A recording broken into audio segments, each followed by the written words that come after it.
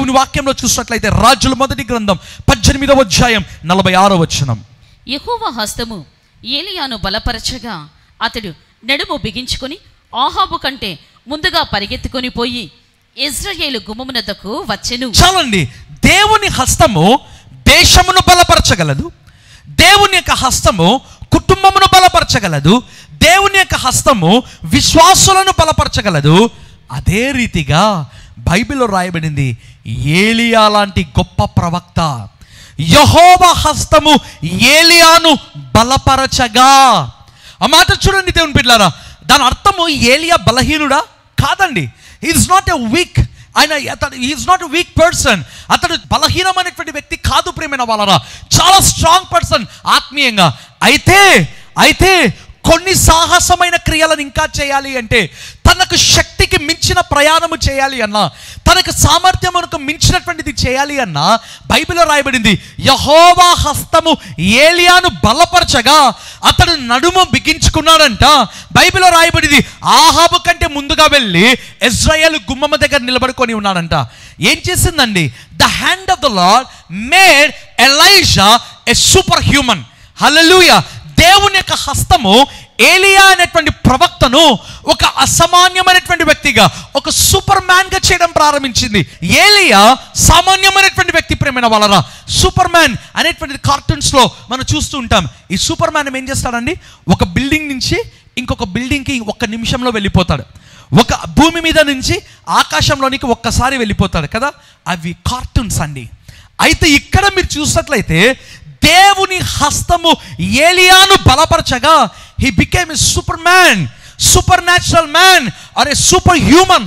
ఒక అసామాన్యమైనటువంటి వ్యక్తిగా మారిపోయాడంట అండి. ఏం జరిగింది ప్రేమైన వాళ్ళరా? బైబిల్లో చూసినట్లయితే ఏలియా ఆహాబును చూసి అన్నాడు, ఇన్ని సంవత్సరములు వర్షం కురియదు. రెండవదిగా మీరు చూసినట్లయితే బైబిల్లో రాయబడినటువంటి మాట, నాకు ఇష్టమైనటువంటి మాటలు దేవుని బిడ్డలారా. ఇక ఏలియా ఆహాబు రాజుని పిలిపించాడండి. Prophet called king. ఇక ఏలియా లాంటి ప్రవక్త రాజుని పిలిపించుకున్నాడు. అన్నటువంటి మాట, ఓ ఆహాబు రాజా, ఇప్పుడు వర్షం కురుస్తుంది, నువ్వు ఇంటికి వెళ్ళి భోజనం చేయి. ప్రియమైన వాళ్ళరా, ఏం జరిగింది మనకందరికీ కూడా తెలుసు. ఏలియా తన సేవకుని పంపించాడు.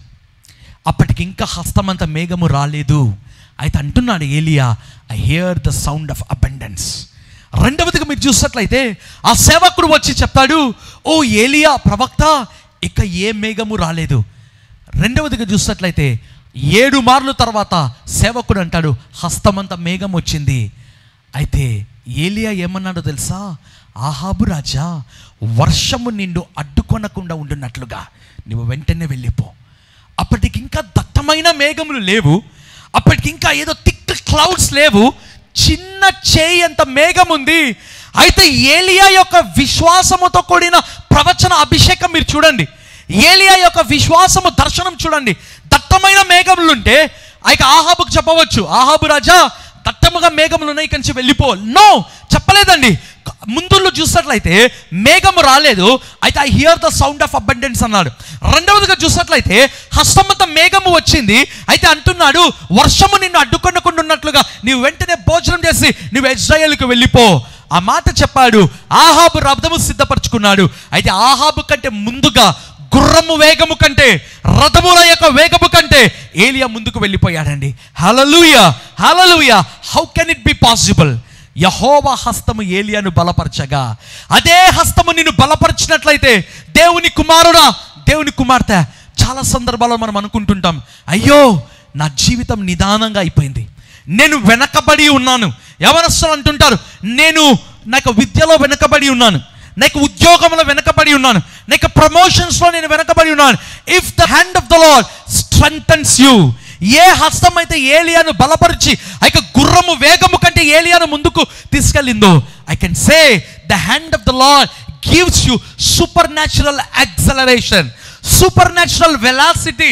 ప్రియమైన వాళ్ళ ఫిజిక్స్ మాటలు నేను వాడుతుంటున్నానండి.